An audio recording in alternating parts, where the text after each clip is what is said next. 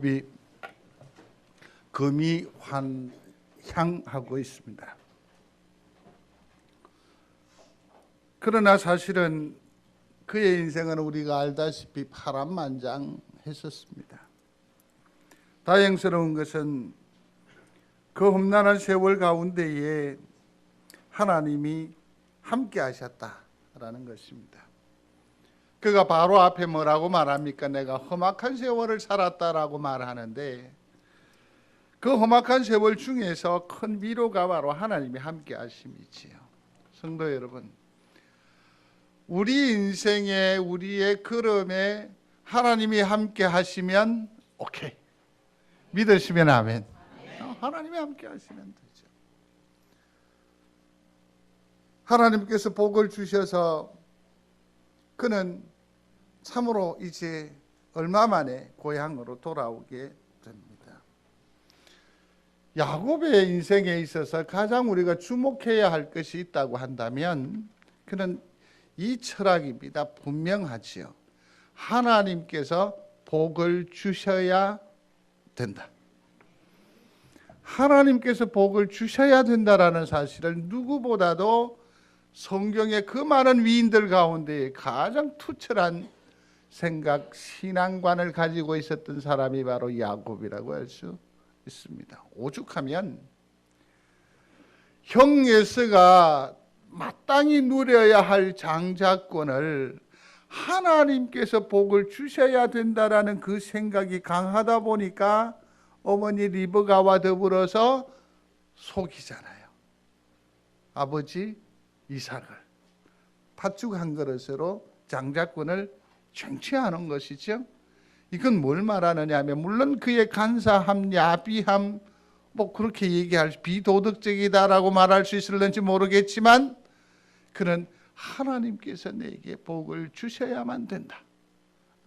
이게 아주 강한 의지가 있었기 때문에 이런 일들을 도모하지 않았나 하는 생각을 해보게 됩니다. 과연 하나님께서 야곱을 축복해 주셨습니다. 돌아와요. 돌아오는데 그 마음에 이 앙금이 하나 해결되지 않은 앙금이 있었습니다. 그건 다름이 아니라 바로 장자의 복을 뺏은 피해자라고 할 수 있겠죠. 형 에서의 존재입니다. 그는 이미 거부가 되었습니다.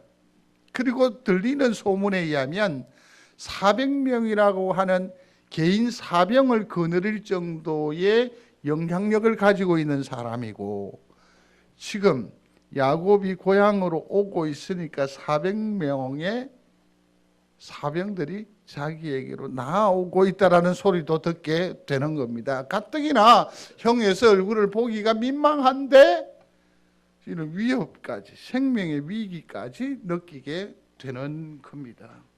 그래서 그는 야복 강가에서 어찌하겠습니까? 진퇴양난이지요. 앞으로 가자니 형의 분노의 칼날이 도사리고 있고 뒤로는 이제 더 이상 물러날 데가 없습니다. 이러한 사면초가의 현장에서 성도가 할 수 있는 일이 도대체 뭘까요? 기도하는 일밖에 없죠. 기도하는 일밖에 없죠. 성도 여러분, 많이 어렵고 힘듭니까? 기도의 줄을 놓지 않는 여러분들이 되시기를 바랍니다. 기도하는 거죠. 야복 강가에서 그는 하나님 앞에 기도하기 시작합니다. 기도하기 시작합니다. 근데 한 낯선 사람이 들어와서 씨름을 하죠. 말이 씨름이지 사실은 싸움인 거죠. 치열한 것 아니겠습니까? 나중에 그 결과론을 우리가 알다시피 이 엉치뼈가 위골이 될 정도로 깨어질 정도로 이 일 이후로 야곱이 평생 다리를 절었거든요. 장애자가 돼요. 그 정도로 이 싸움은, 이 씨름은 치열했다라는 거죠. 근데 여기서 아주 재미있는 일이 일어납니다. 싸움을 하는데 하다가 느닷없이 네 누구? 당신은 누구십니까? 서로 통성명하는 우스꽝스러운 일이 일어나게 됐지요. 언급교래 야곱은 뭐라고 말합니까?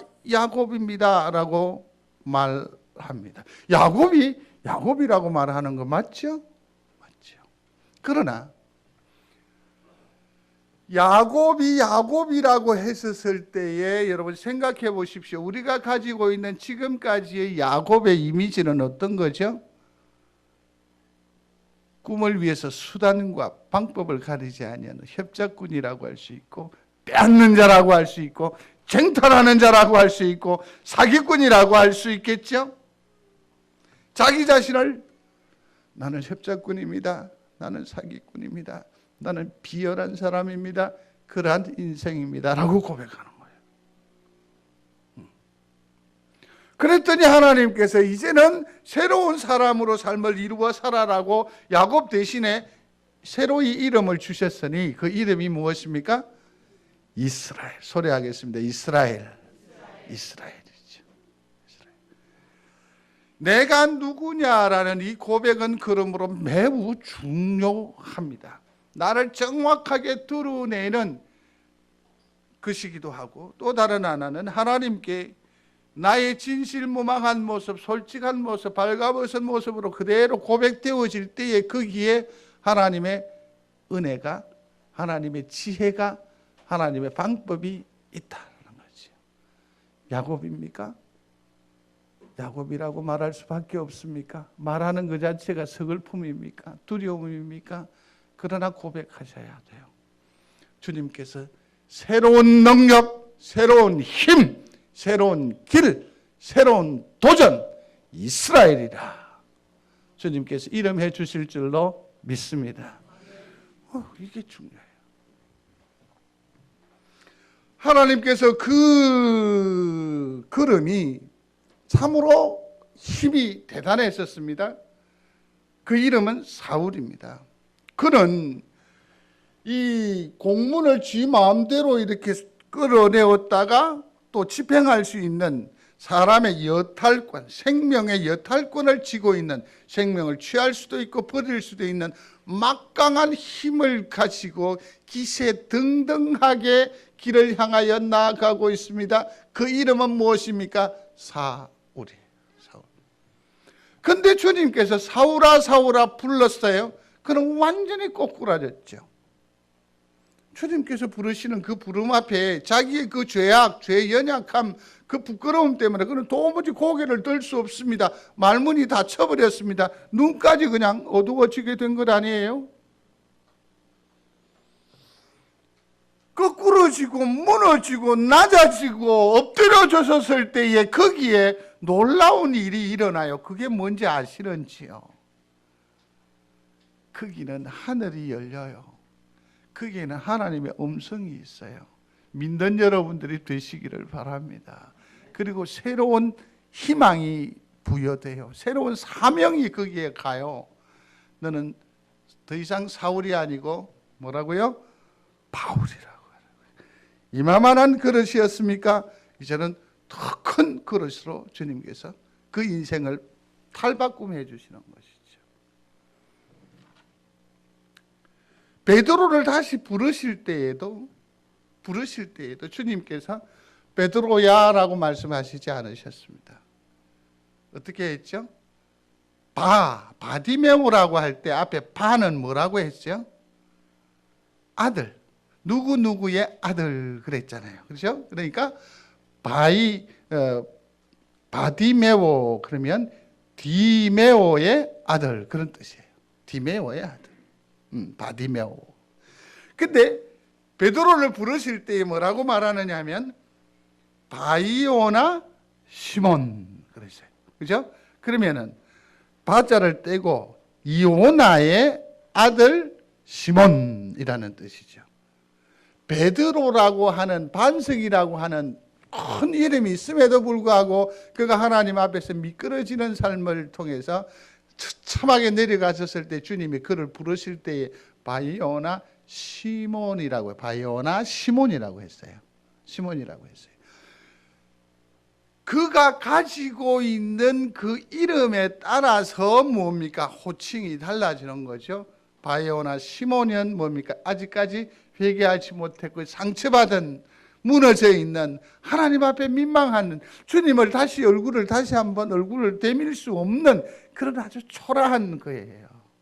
그죠? 그러나 주님께서 같이 생선을 나누고 식사를 다 나누고 난 뒤에, 너가 나를 사랑하느냐 사랑하느냐 세 번 거푸 말씀하시고 난 뒤에 그에게 표현되어진 이름은 무엇이냐면 다시 베드로로 회복되어져요. 누구로 이름되어지느냐 하는 이것이 정말 중요합니다. 성도들에게 여쭤보겠습니다. 스스로 한번 답해 보시기를 바랍니다. 여러분들은 누구이십니까?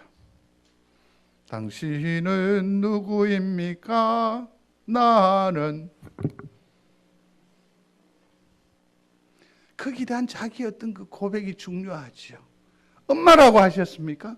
지금의 내 초미의 관심사는 뭡니까? 아이들에게 가 있다라는 얘기일 것입니다.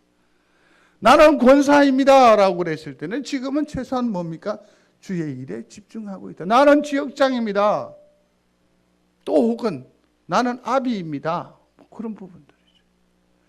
누구라고 고백하느냐, 이거 정말 중요하다라는 것이죠. 여러분들은 누구로 고백하고 있습니까? 근데 여기서 한 가지 조금 어려운 난제인데 한번 생각해. 도대체 왜 일전의 생각처럼 마음의 처소가 어디죠? 여기입니까? 여기입니까? 마음의 처소가 가슴입니까? 마음의 처소는 머리입니까? 가슴입니까? 아주 강하게 얘기하시니까 내가 더 이상 할 말이 없습니다. 자, 그러면 또 달리 나라고 했었을 때 나는 도대체 뭡니까? 내 마음이 나입니까? 내 몸이 나입니까? 내가 가지고 있는 감정을 두고 나라고 하는 겁니까? 아니면 이성, 지식을 나라고 하는 겁니까? 도대체 나는 나입니다라고 했었을 때 나는 무엇을 가지고 나라고 하는 거냐는 거죠. 그건 아까 마음이라고 했잖아요. 지금 이제 나는 그러니까 그 의미가 도대체 뭐냐는 거죠. 굉장히 중요할 것 같은데요. 사도 바울이 하나님의 일을 열심히 일을 이루어 나갑니다. 그런데 그가 이런 고백을 합니다. 로마서 7장에 보면 내가 원하는 선한 일은 하지 않고 도리어 원하지 않는 악한 일을 합니다. 내가 해서는 안 될 것을 하면 그것을 하는 것은 내가 아니라 내 속에 죄가 그러합니다. 그렇죠? 도대체 이 사도 바울이 말하는 자기는 누구냐는 것입니다. 누구냐는 것이냐는 거죠. 그러면서 그는 또 뭐라고 말하느냐면 그러므로 나는 매우 비참한 사람입니다. 나의 이 몸에서 누가 나를 건져내어 주겠습니까? 라고 말합니다. 그러니 도대체 이 나라는 것을 정의하기가 정말 쉽지 않은 것 같습니다. 어떤 데는 자존심 상한다라고도 말하기도 하는데 도대체 어느 부분이 상했다라는 얘기인지 어렵습니다. 감옥에 쳐넣어버립니다. 대적합니다. 그에 대해서 뭐라고 말합니까? 도전합니다. 그에게 칩니다. 그런데 이처럼 내 속에 악이 남아있고 여전히 나로서는 확신할 수 없는 내가 나를 모른다라는 것이죠. 그러한 사도 바울이 180도 다른 표현을 하고 있습니다. 지금 흥얼거리고 있다라는 거죠. 그 얼굴이 막 햇살이 너무나도 당당하다는 얘기입니다. 눈에 보이는 데는 아무것도 변화가 일어난 것이 없는데, 개선된 것도 없는데 그는 감사하고 있습니다. 기뻐하고 있습니다. 그 얼굴이 뭐라고요? 햇살이었다라는 거죠. 도대체 사도 바울은 어떻게 해서 이렇게 혼돈스러운 세상에 나라는 존재를 정확하게 정의할 수도 없는 이런 판국에 그는 이렇게 당당할 수 있을까요? 당당할 수 있을까요? 당당할 수 있을까? 두 가지 비결이 있습니다. 하나는 오늘 본문을 다시 한번 보시기를 바랍니다. 같이 읽습니다. 내가 그리스도와 함께 십자가에 못 박혔나니 그런즉 이제는 내가 사는 것이 아니요 오직 내 안에 그리스도께서 사시는 것이라. 여기까지 먼저 하겠습니다. 왜 이렇게 당당하냐 하면 그는 십자가에 못 박았다라고 합니다. 누구를? 십자가에 사도 바울이 말하는 바 십자가에 누구를 못 박았다? 자기 자신을 못 박았다는 거죠. 자, 그러면 쉽게 얘기하겠습니다. 사도 바울은 지금 죽었다 살았다? 죽었다.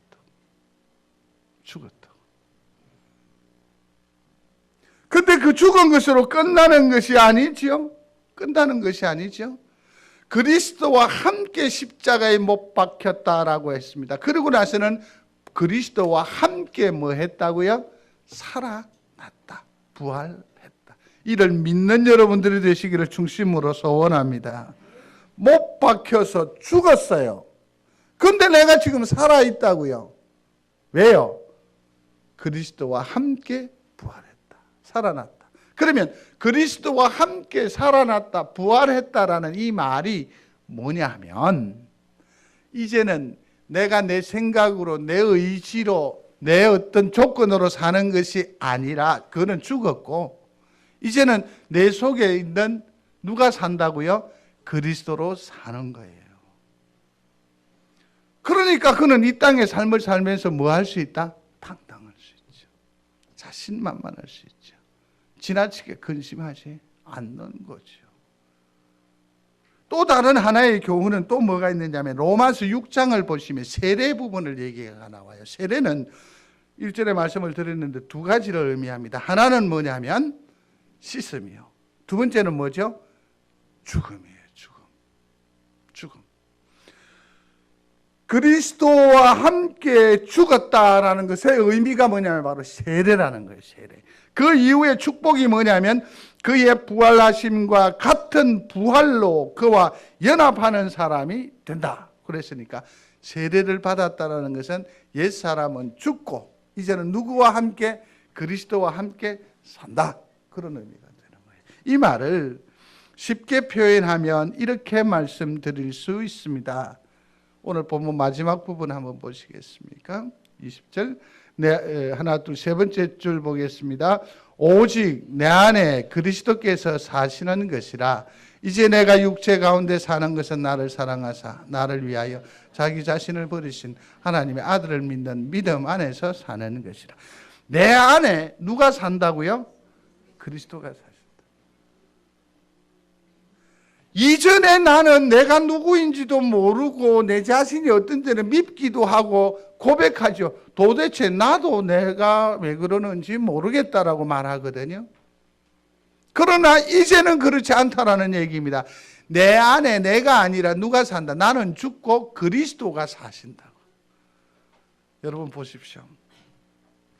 믿음의 사람들이 세상 사람들이 오르지 못하고 세상 사람들이 누리지 못하는 하늘의 신령한 복을 누리며 오른단 말이에요. 믿습니까?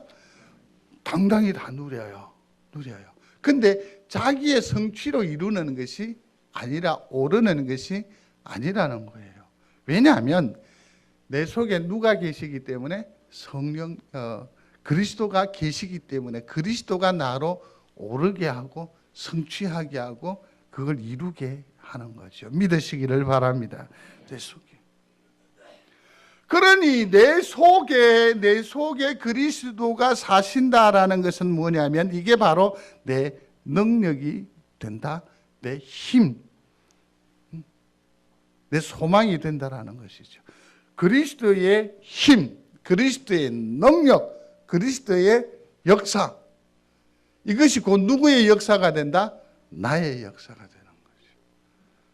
그러므로 예수 믿는 사람은 기죽어 살 필요가 있다 없다? 없어요. 내 속에 그리스도가 계시는데요. 내 속에 그리스도가 계시는데요. 요한복음 6장을 보시면 6장 10절에 보시면 이런 표현이 나와 있습니다. 너희 율법에 내가 너희를 신들이라고 하였다. 요한복음 10장 34절에 보면 내가 너희를 신들이라고 하였다라는 표현이 나와요. 이게 시편 82편에 나옵니다. 자, 이제 저를 보십시오. 영적으로 성도가 성도를 보니까 더 이상 사람이 아니고 뭐라고요? 신이라고요. 성경에 나와 있는 얘기니까요. 신적인 존재예요. 우리가 이 땅에 발 딛고 삶을 살지만 우리의 존재는 뭐라고요? 신적인 존재. 이 땅에 발 딛고 삶을 살지만 우리는 하늘을 사는 거예요. 우리 속에 뭐가 들어와 있는지 아십니까? 하늘이 들어와 있어요. 하늘이. 하나님의 형상으로 지음을 받았거든요. 그래서 우리가 사는 거예요. 신들이라고 했어요. 왜 신들이라고 했느냐 하면 우리 속에 누가 살고 있기 때문에 그리스도가 살고 있기 때문에. 믿는 여러분들이 되시기를 바랍니다. 내 속에 그리스도가 있다. 고백해 보겠습니다. 내 속에 그리스도가 있다. 내 속에 그리스도가 계심을 믿는 여러분들이 되시기를 바랍니다. 나와 함께 하신다는 말이죠. 그리스도가 내 힘이 된다는 말이죠. 그리스도가 내 지혜가 된다는 말이에요. 내 능력이 된다는 말이에요. 내 생명이 된다는 말이에요. 나의 꿈이 된다는 말이에요. 창세기 28장에 보면 아까 말씀한 그 야곱의 얘기가 나옵니다. 이건 출발할 때 얘기예요. 아까는 33장 얘기고 이제는 출발할 때 그 전의 얘기인데 형에게 그 축복권을 빼앗았잖아요. 형에게 축복권을 빼앗고 다음 날 보니까 형 에서가 너무 분해하는 거죠. 그래서 야곱을 보면 뭐 하겠다? 죽이겠다라고 합니다. 그러니 어머니 리브가와 더불어서 의논하고 나서 할 수 없이 부랴부랴 형의 분노의 칼날을 피해서 도망을 갑니다. 화란이라고 하는 라반 외삼촌 집으로 지금 피해갈 양인데 하나님의 축복권을 내가 가졌잖아요. 아버지의 그 품 안을 떠나고 고향을 떠나고 그야말로 본토를 떠나서 나아가니까 그 어린 야곱의 생이 얼마나 처량했겠습니까? 얼마나 힘에 겨웠겠습니까? 해가 뉘어뉘어 져버립니다. 몸을 뉘었는데요. 머리를 받칠 것이 없어서 돌베개를 했다라고 했습니다. 얼마나 춥고 얼마나 두렵고 광야이니까 들짐승을 경계해야 할 거니까 얼마나 처량하고 낙심천만했는지 모릅니다. 그런데 그가 꿈을 꾸는데 하늘의 문이 열려지고 천사가 사닥다리로 오르락내리락 하는 것을 환상을 보게 됩니다. 그러면서 그가 잠을 깨고서 직감한 거죠. 이게 바로 하늘이라는 것, 하나님께서 함께 하신다는 것을 아는 거죠. 나왔었을 때는 그렇게 생각했습니다. 나의 처지에 하나님은 도대체 어디 계시는가? 나는 누구를 의지하며 살아야 하는가? 누가 나의 힘이 되며 나의 기둥이 되게 나의 빛이 되어줄까?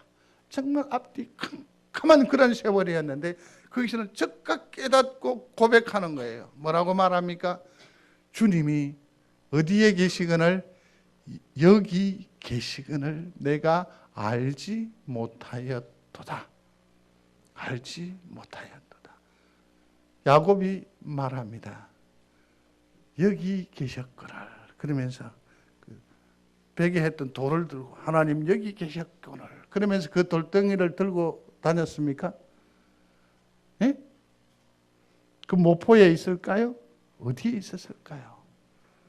그는 이렇게 말했던 겁니다. 시선 처리를 잘해야 돼요. 손을 처리를 잘해야 돼요. 하나님이 여기 계셨거늘. 소리해 보세요. 하나님이 여기 계셨거늘. 손을 대야 된다니까요. 그래야 더 남자들은 이렇게 봐도 돼요. 좀 그렇게 하나님을 좀 실감 있게 만나고 교제할 수 있었으면 좋겠습니다. 하나님 여기 계시거늘, 하나님 여기 계시거늘. 이게 바로 사도 바울의 고백이에요. 야곱은 하나님 여기 계시거늘이라고 했지만 바울은 좀 더 적극적으로 뭐라고 말합니까? 그리스도가 내 안에 계신다. 내 안에 있다. 사랑하는 성도 여러분, 주님이 십자가로 나의 죄악을 대신한 줄로 믿습니까? 제가 단도직입적으로 묻겠습니다. 여쭤보는 겁니다. 좀 더 당당하게 답하실 수 있었으면 좋겠습니다.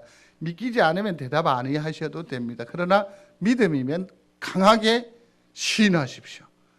주님 부활하심을 믿습니까? 나 또한 부활할 줄로 믿습니까? 부활하시는 거죠. 내가 십자가에 함께 죽었다라는 사실을 믿음으로 수납하시면 아멘. 내가 그리스도와 함께 다시 살아나는 거죠. 그러므로 내 속에는 나는 죽고 누가 사신다? 그리스도가 사신다. 이렇게 말할 수 있어야 돼요. 이렇게 고백할 수 있어야 돼요. 내 속에 그리스도가 있다. 한번 해보십시오. 내 속에 그리스도가 있다. 손 대라니까 자꾸. 내가 김한나 집사님 보고 그랬어요. 손 딱 대고 소리 나게 쾅 대고요. 해보세요. 시작. 내 속에 그리스도. 내 속에 있는 이 그리스도는 능력이야. 힘이야. 부딪히는 돌이에요. 역사하는 거예요. 그러므로 힘들 때마다 내 속에 계시는 그리스도여, 나를 도우시고 나를 인도하시고 나를 붙드시고 나에게 길을 파는 권세를 더하여 주시고 나로 주님의 영광의 길에 머물게 하여 주옵소서. 그런 거죠. 내 속에 그리스도가 사신다. 내 속에 그리스도가 사신다. 보무도 당당하게 역사하며 사는 우리 귀한 성도들의 남은 생애가 되시기를 주의 이름으로 축원합니다. 고마우신 아버지 하나님, 내 속에 그리스도께서 사시는 것입니다. 주님께서 빛이 되어주시고 능력이 되어주시고 힘이 되어주시어서 나로 주님의 영광을 보게 하여 주옵소서. 예수님 이름으로 기도드리옵나이다. 아멘.